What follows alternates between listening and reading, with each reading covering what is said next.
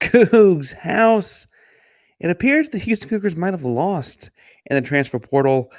More on that in a second. First, we got one of my favorite guests to ever stop by. You are Locked On Coogs, your daily podcast on the Houston Cougars, part of the Locked On Podcast Network, your team every day.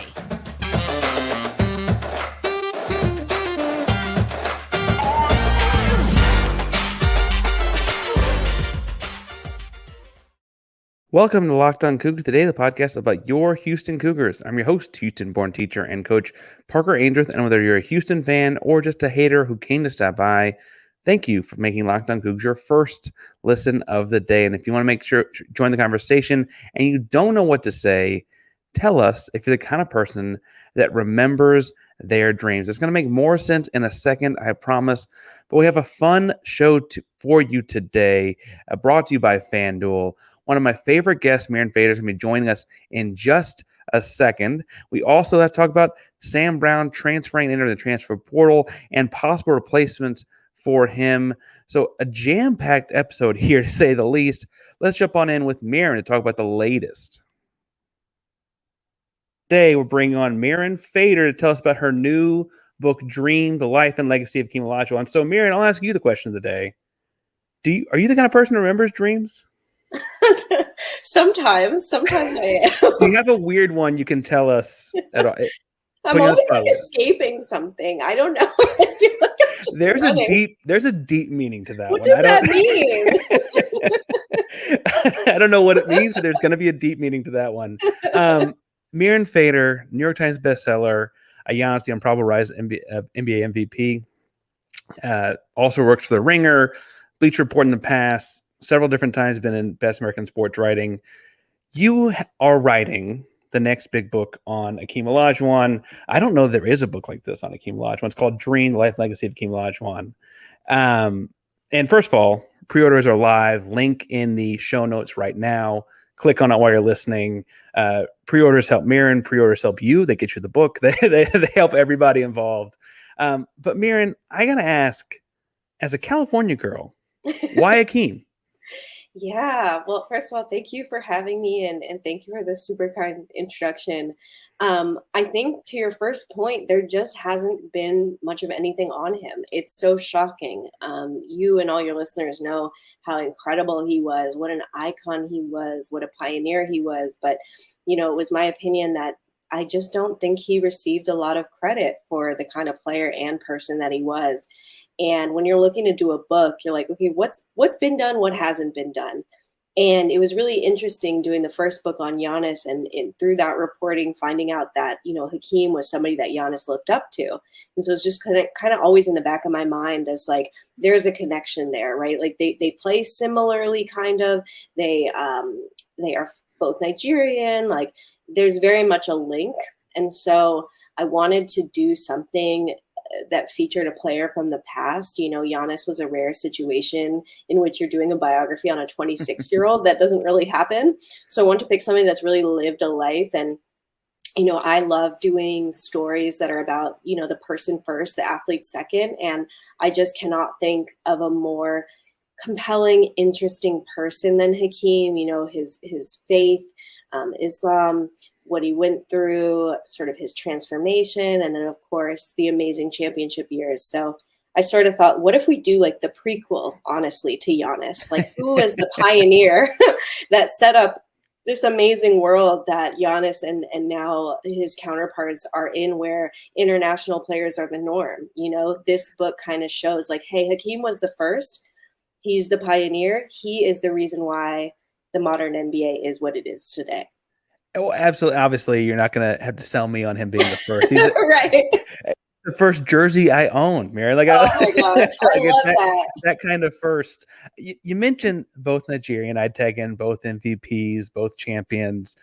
What similarities or stark differences did you see in covering the Hakeem story, the legacy, versus like the 26-year-old legacy and creation with Giannis?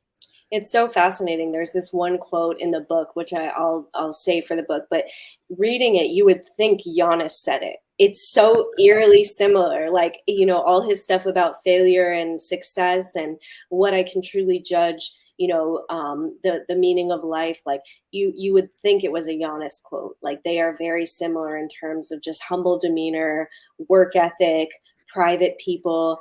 I think that the difference is that Giannis is now much more public than he used to be, versus Hakeem is just a really, really, really private person, always has been, doesn't have his siblings out in front like the way that Giannis does. But I think they're so similar too in the way that they play, like the defense of both of them, and also just how smooth they are, how just athletic they are. And obviously, Giannis worked out with Hakeem. And so I just love that their similarities in their games and the things that sort of make them that same sort of humble superstar, like really coming together. Giannis worked out with Hakeem and famously had a University of Houston t-shirt on at one point in Yes. that workout. Actually, this is a U of H show. Hakeem is important to the city of Houston for a number of reasons. But why does a Houston fan, or a Houston Cougar fan specifically, need to read this book? Okay. The one thing about Cougars fans that you all love is this mythical story about how Hakeem gets to the university. All I'm going to say is this book really actually tells you what happened, and it's sort of unpacks the myth, and you will find a lot of new things that you haven't heard before. The sort of arrival to the University of Houston, and Houston is like the thing that people know him for, it's cold. I had to go on I switched planes. So this will like finally give like the real story with that. So I think that's a major reason. The other thing is just nostalgia is fun. Like that's the one thing. All the people I interviewed, the Cougars former players, coaches, I got the last surviving Cougar coach, Donnie Schwerek, like they have so much pride in this program and what those glory days were like. And you could tell during the interviews that they were just having fun talking about like hoops in 80, 81, 82, 83.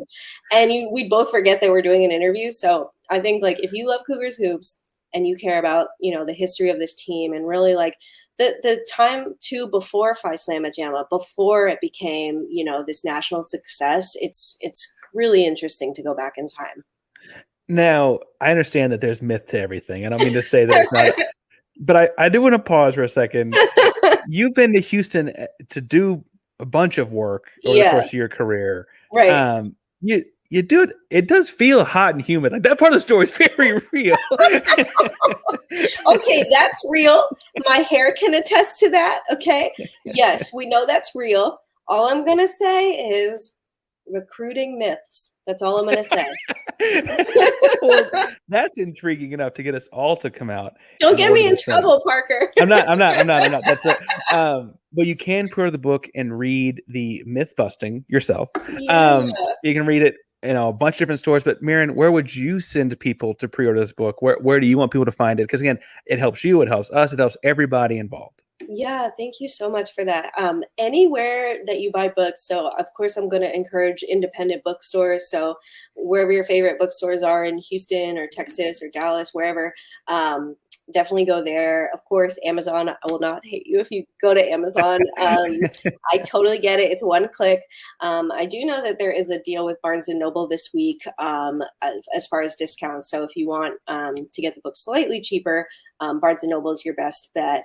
But truly anywhere that sells books. And if you want to support my local bookstores, Skylight Books, Chevalier's Bookstore, and Village Well are my three go-tos. But yeah, pre-orders really help. It essentially tells the bookstores and the booksellers like, hey, people want to read this book, so we're going to need to get it in stock. And so it's really important. So I appreciate you giving the shout out.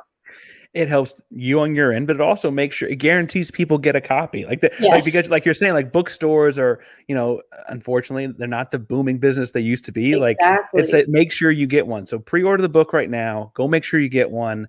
We're all gonna be reading it this fall. Can we announce the date? Can we see that? Yes, October 15th. October 15th. Mid football season, right before college basketball season starts. I mean, like that is perfect timing for Houston Cougar basketball. Very, very fun. Excited to read it, excited to get to talk the story, and we may be talking about the story sometime in the future too, Mirin. We'll see. We definitely are. We definitely are. Thanks for coming on again today, Mirin. Thank you. All right, now if you're excited and you want to go continue the excitement, it is playoff time in the NBA. It's playoff time in the NHL. Baseball's in full swing. FanDuel is your place to bet on every single game. Right now, new customers get $150 in bonus bets guaranteed. It's $150 win or lose. Bet on everything from slap shots to home runs, slam dunks, all on an app that is safe, secure, and super easy to use. What are you waiting for? Visit FanDuel.com/locked on. Make your first bet an automatic win. FanDuel, America's #1 sportsbook. All right, I also want to tell you about our buddies over at Monopoly Go because, frankly, I've been told I'm a really competitive person. I am, teacher and coach. I like to win. We went 29-4 last year. I think I win. But anyway, I have this competitive side to me. We all do. It's what gets us into sports in the first place. And with my competitive side, I'm a fan of this game called Monopoly Go. I'm sure you've heard of it. It's been downloaded over 150 million times. It's a great twist on Monopoly where you can play on not one, but hundreds of Monopoly boards and all these crazy locations, building up amazing cities that bring you money. The best part is, frankly, messing with my buddies. I can change the rent on my iconic properties, just like in classic Monopoly, can go up and down. I can also now rob their vault for riches from myself through Monopoly Go. And the leaderboards show me who the biggest Monopoly tycoon is. And if you know me, that means it's going to typically be me. But it's not just my competitive side that loves it. You can team up with friends and people all over the world, wherever you are. And all kinds of time tournaments, earn huge rewards along the way. So get in the game and join your friends. Download Monopoly Go now for free on the App Store and Google Play Store. All right, so thanks to Mirin for coming on talking about Hakeem. I want to spend the rest of the episode today talking about some, I want to say, surprise news from the transfer portal on Monday afternoon. It was reported to KPRC. I think it was KPRC. I haven't seen a whole lot of secondary reporting on it, but that Samuel Brown is going to enter the transfer portal after spring ball. Now, reports indicate he's going in the portal. I haven't seen a whole lot of secondary sources bumping that up. He's not officially in yet, it doesn't look like.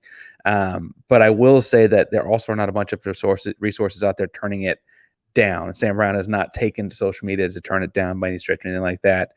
This hurts a lot for Houston. He is arguably the best wide receiver returning. Some people like Joe Manjack or what have you. He's inarguably one of the best two wide receivers to come back with any experience, right? He had 1,286 yards, 7 touchdowns, 103 catches in his 2 seasons at Houston. And in that entire time, he was always like fairly far down the totem pole in terms of who was going to get the ball, who was going to get the targets, and things like that. Bears mentioning, we probably all assumed he's going to be the #1 wide receiver next year, and those numbers would have probably only gone up, at least the touchdown numbers, right? Last year, he was kind of iconically this guy that caught the football a lot, got some good yardage, but couldn't get in the end zone until he got it, I think, 3 times on the year last year. Now, I want to preface this by saying part of the reason that this isn't headlining anything is, I guess it's not formalized yet. It's not in the paperwork, not turned in, etc., as of this recording. And also, for what it's worth, at the end of the day, I hate to break it to folks, he's probably not going to be the last Houston Cougar with experience to enter the portal in this window. There's a spring window now after spring ball and before summer workouts. We're going to see guys from a bunch of different programs, that gave new coaching staff to try or what have you in the spring practices to enter the portal to find opportunities better for themselves. I'm typically not a guy that's like upset with kids for finding that opportunity in the transfer portal that is best for themselves. You only get a limited amount of time to play college football. You ought to have some saying where you go, et cetera, et cetera. That being said, I don't have like intel on specifically which players are looking and whatever. Just logistically speaking, Houston went through a major culture and coaching change in December. They just had a series of spring practices. The guys on the team now have a good look at what it's going to look like. And Sam Brown's just the first big name to say he's jumping in it in this window. Obviously, we lost Matthew Golden, last year's #1 receiver, in the first window. I say all that to say that there will probably be others. Unfortunately, I don't want anyone to. I kind of like the kids we've got. That's just the way it feels like is college football these days, right? As far as Sam Brown's case, I think a lot of people jumped to NIL money, chasing the bag. Da, da, da. That's a very easy, hot button thing to jump to. I don't want to necessarily say it's 0% that either, right? Like, obviously, nothing is 100% the main only factor or anything like that, right? I will say, I was assuming after watching some Barbe film over the course of the spring, after watching some games that Willie Fritz is a defensive coach, but things that places he's coached over the years. And then after watching the spring game, felt validated in saying, this team is going to run the ball a lot more next year.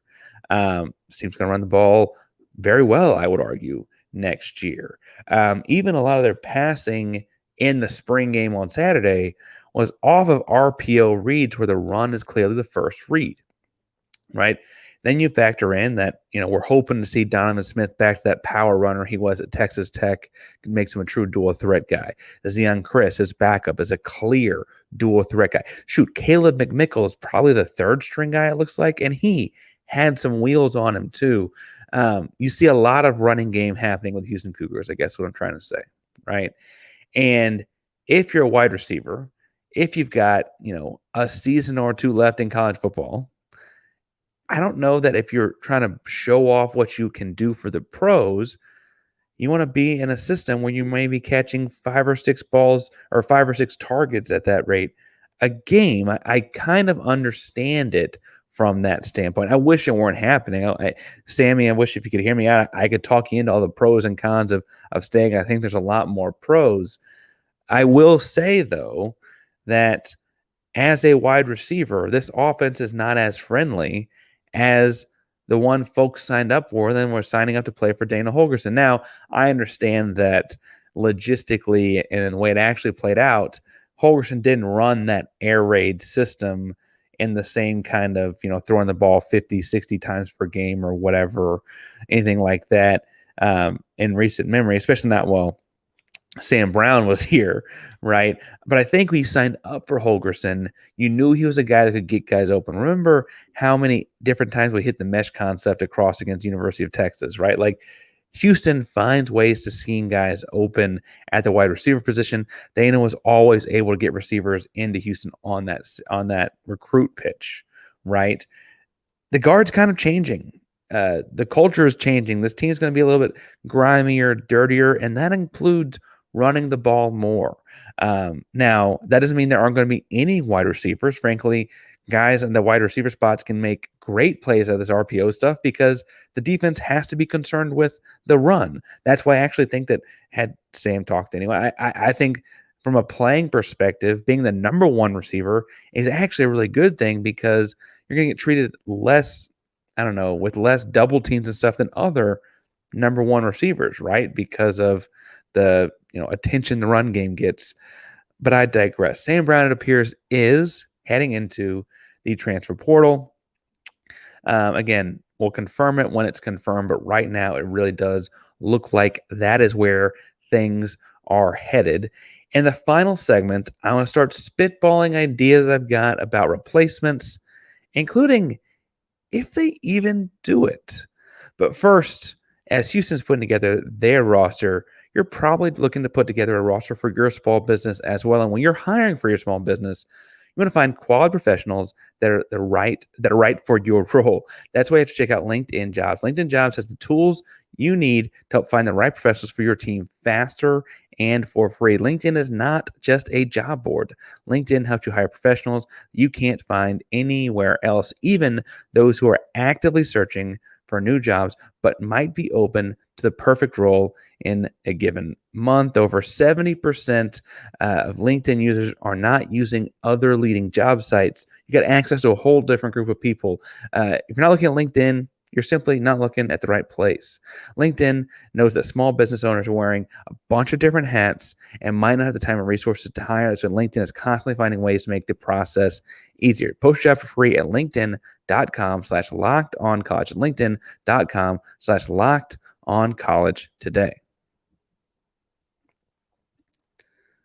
All right, now I found a pair of receivers already in the portal in the spring window that I think are actually fairly decent fits at Houston, even though they're dramatically different. And that's frankly to say that like we're kind of in the early process of this, late spring transfer window. You're going to see more guys enter in the coming days from a bunch of different schools. There are, a little over 100 Division 1A football programs, FBS football programs, don't call 1A anymore. And out of those programs, I'm betting you see a couple thousand kids looking to fill spots. That's kids moving up from FCS, a D2 kid, a JUCO kid. You're going to see kids trying to change from G5 to P5 or vice versa. You're going to see thousands of names in the transfer portal. I'd imagine over the course of the next couple of weeks. Sam Brown being the first from Houston in this window. But again, it's going to be a lot of people in there. Currently, with current names, the first guy I noticed, a guy named Eli Stowers, kid from Denton Guyer, DFW, up 45, I guess the other side of Dallas. And he's got 2 years left. He initially was recruited to Texas A&M as a tight end. Got redshirted, didn't play much, then transferred to New Mexico State and played quarterback, at least on their roster.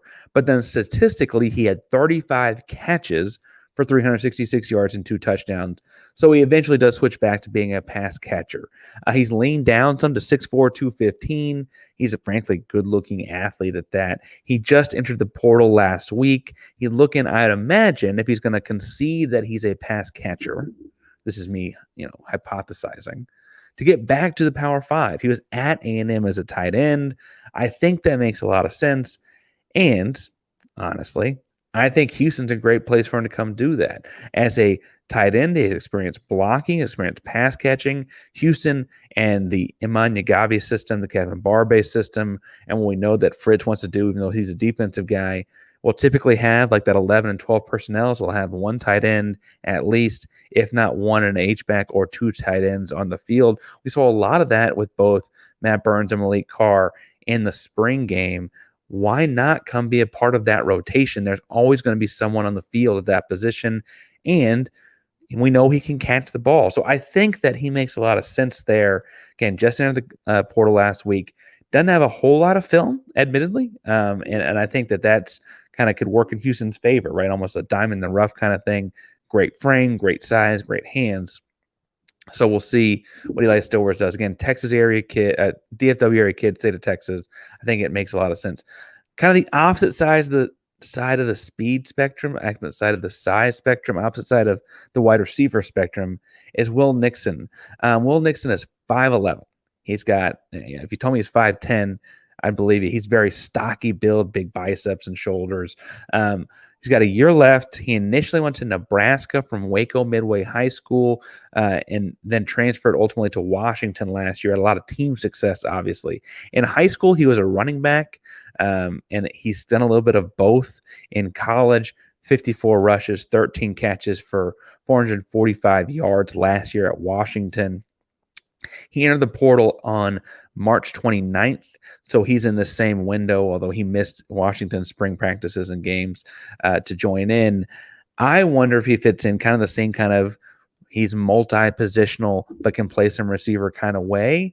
He's a different receiver than Sam Brown was, but he can play more of that traditional slot size. He's got some stockiness to him. You can imagine you see him out there blocking on the perimeter. I also think being a running back or having that in his back pocket plays a key role here because of how much Houston's going to run the ball. I don't want it to be anyone, but someone's going to break a shoelace at some point in a sub, right? And having guys in your roster that have at least done that before feels important. Obviously these two guys are very, very dramatically different sized, and I could see Houston going either direction. But another theory I've got, and this is where I'll leave you, is I don't know that Houston necessarily goes either direction. With Boogie Johnson, Joseph Manjack, Mikhail Harrison-Pilot, Jonah Wilson, the wide receiver room still got a lot of talent. And frankly, all four of the guys I just mentioned, could be starters in a 4-out system. And I don't think Houston's going to run a lot of 4-out.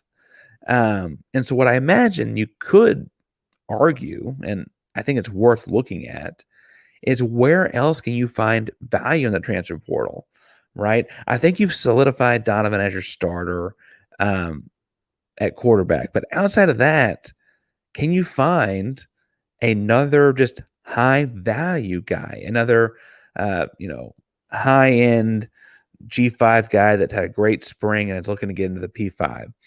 Can you find an FCS guy that dinged up his shoulder and the fall, but had a great spring and is ready to go now and ready to show off some spring tape to show it? Can you find that high caliber top 5 or 10 team in the country guy that thought this is going to be their spring to play linebacker, or that this is going to be their spring to play corner, or their spring to play tackle, hint, hint, nudge, nudge, at some big time blue blood program? And then suddenly spring didn't go quite like they thought it might. The spring game, they didn't get the reps they thought they would. And they're like, hey, I need somewhere where I can play. And Houston's like, hey, over here, we got you. We got a great city, a great school, and we're building a great program. I think, honestly, while Sam Brown is not someone I'm excited to lose by any stretch, he's really good. I really was looking forward to seeing him be the number 1 receiver next year. I almost wonder if using that scholarship, that spot, on someone else at high value at a different position in the transfer portal might not actually make Houston any worse. And if anything, it might make them better next fall. I know that it's hard to think of losing your best player, at least your biggest name brand player. You're, a guy that's a potential pro at wide receiver. Losing all of that, as far as the skill position goes, especially, you think, how is that going to make us better? But they got a starting tackle out of this deal, they're better. If they got another rotational corner at least, they're better. If they got a true fullback H-back, they're better. There are several ways in which this goes, in which Houston ends up being better. If you got a way that you think it happens, tell me in the comments down below. I want to thank Mirin again for coming on today. Again, pre-order the book Dream, The Life and Legacy of Hakeem Olajuwon. Link is in the show notes. I want to thank all of our sponsors, our FanDuels, our LinkedIn's. Monopoly Go is a fun one. That's a really fun one to be a part of.